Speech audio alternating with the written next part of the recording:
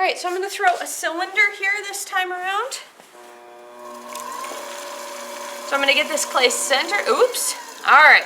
So what you do if your piece starts hydroplaning. I didn't get this bat dried off enough the first time around. So if you catch it soon, right away like I did there, you can, I know it seems silly, but you can dry off the two pieces and put them back together. And now, once you've done that, you've already had a little mistake. Make sure that you're pushing down real well on the clay before you start to try to work with it again. Otherwise it might just hydroplane again. So I'm going to comb this up. I'm going to scrape some of this extra clay away. And you notice in these videos I use several different tools.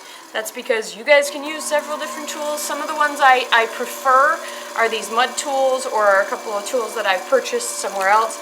But I'm also using the tools that come in the kit. And you can do everything you need to do with the tools that come in the kit and a chamois. Alright, so for a cylinder, I want to center this a little taller than I do with a bowl.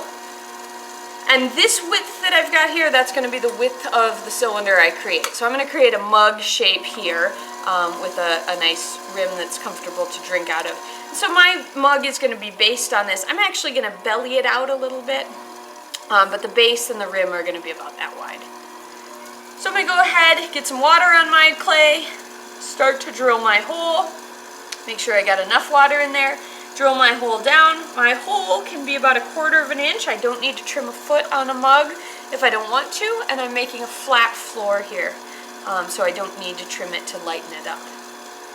I'm going to use the, I'm actually going to tuck my fingers this time, and I'm going to open the wall out this way. This is, both of these methods are perfectly fine for most things. If you have sort of double jointed fingers and your fingers kind of bend backwards as you try to open up the wall, that's when I recommend that you tuck your fingers underneath. So I'm going to ignore the top part of the clay, and I'm just going to focus on the floor. And so the end result is this stays fairly thick at the top.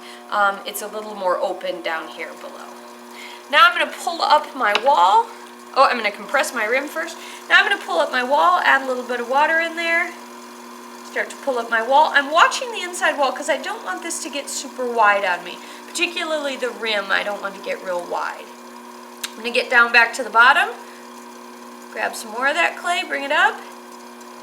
And I'm not getting it super thin yet, but before I start messing with the shape much, I'd like to get in there with a rib if I can fit one in. There are some slightly narrower ribs. If you get really skinny on your inside of your piece, you can also use like a ruler to do that rib, or to do that floor, excuse me, in place of a rib. So I'm going to take this rib, I'm pressing like I did with the metal rib or the rubber rib. I'm not cutting like I do when I cut away extra clay there. So I'm pressing and compressing that floor. That gives me a nice corner on the inside wall, and it gives me a compressed, stronger floor. The particles of the clay are compressed a little bit. So I'm going to make sure that my clay is the right thickness. Oops, add a little bit of water. I'm starting to stick. And now I'm going to start to belly out some of this wall here. Now I think I've got a little wobble happening at the top here, which sometimes happens. So I'm going to cut off a little bit of this rim before I clean it up and make it a mug rim. So I've got that cut off, I've got some scridgies happening here, and I can just compress them with a sponge, my fingers.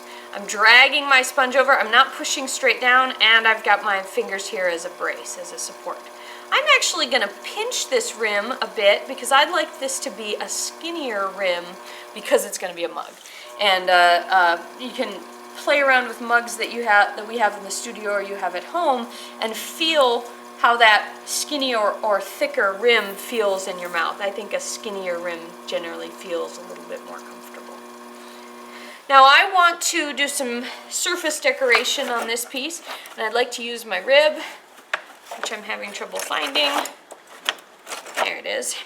I'd like to use my metal rib to clean up this outside wall. So I'm going to use my finger against it from the inside and just kind of compress away any of those throwing lines and create a slightly nicer curve on my outside wall. I'm also going to use my rib to just make a little bit of a distinction where that rim is, so they look like different parts of the pot. Now I'm going to undercut this here.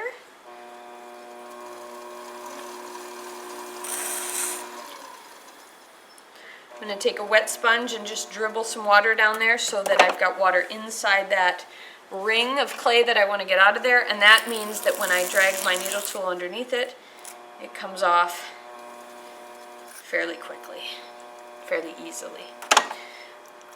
Now my cup is ready to get wired off of here, and I can lift the whole bat off, or I can take the cup right off of here. Because I've used a rib on the outside, I can actually get my hands dry and lift this right off of here without leaving fingerprints. I'm going to do one more thing just for fun.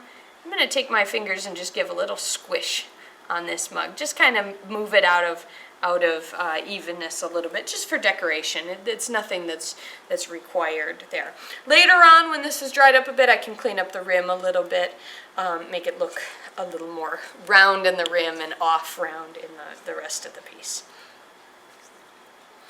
My bat's sticking. If your bat's ever sticking, you can get a rib or a knife or a tool underneath here. Usually you can get it to pop up. If you can't, you can get underneath and pop the bat pins off. This one is super sticky.